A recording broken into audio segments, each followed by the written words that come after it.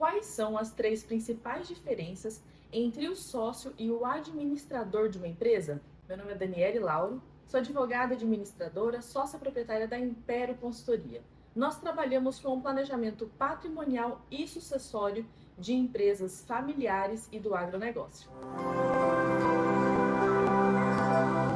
A atuação do sócio da empresa e do administrador, quando exercida pela mesma pessoa, há uma certa confusão, é uma linha tênue para se distinguir qual é a competência de cada um. Mais fácil seria ser ocupada por duas pessoas. No entanto, se essas funções forem ocupadas por apenas uma pessoa, é necessário que a gente entenda qual é o papel que ela está exercendo em cada momento e em cada decisão dentro da empresa. Vamos iniciar o nosso primeiro ponto falando do sócio. O sócio, ele é detentor daquele patrimônio. Ele é o dono, ele é o proprietário.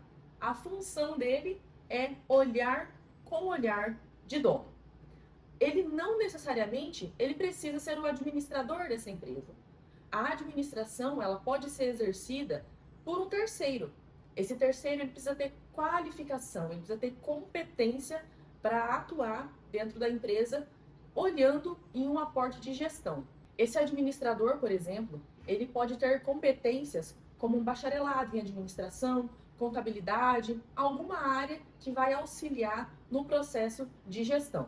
A função dele é administrativa realmente, é analisar o dia a dia da empresa e atuar para que as coisas girem, né, como realmente uma grande engrenagem.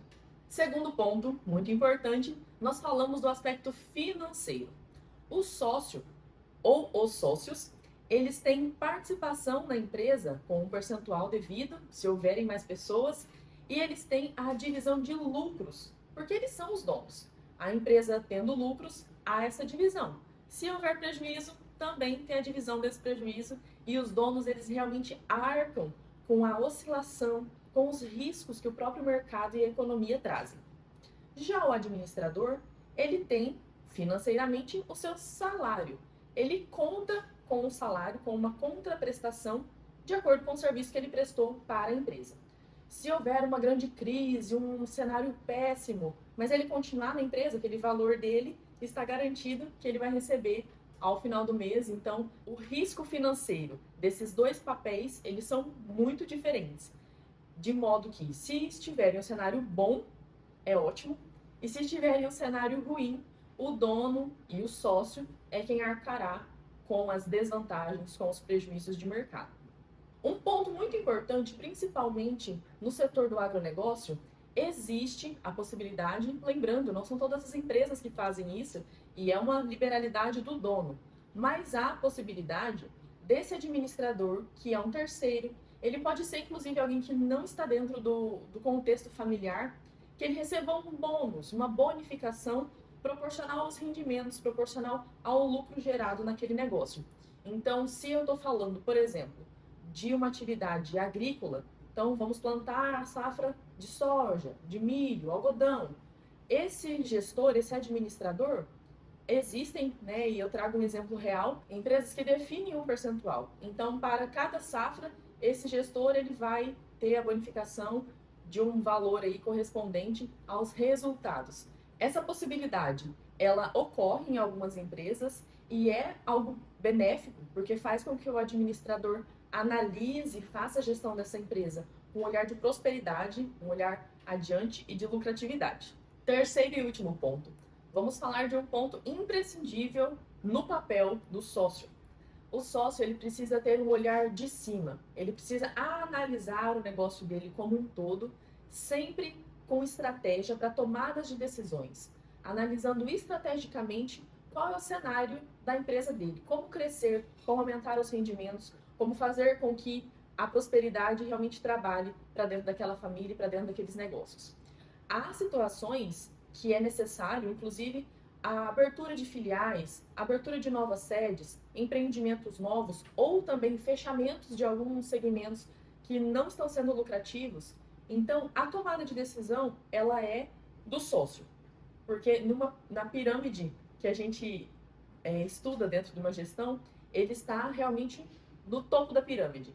ele olha com estratégia. Então, essa tomada de decisão, ela é sempre realizada pelo dono da empresa. Já o administrador, ele está na segunda camada da pirâmide de decisões aqui da gestão de uma empresa.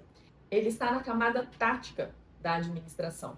Então, ele recebe um comando vindo de cima da tomada de decisão que o sócio teve, analisa como vai ser o procedimento que isso vai ser realizado e ele vai implantar para a camada operacional, que é aquela que realmente está ali no dia a dia, com mão na massa, fazendo os procedimentos como devem ser feitos.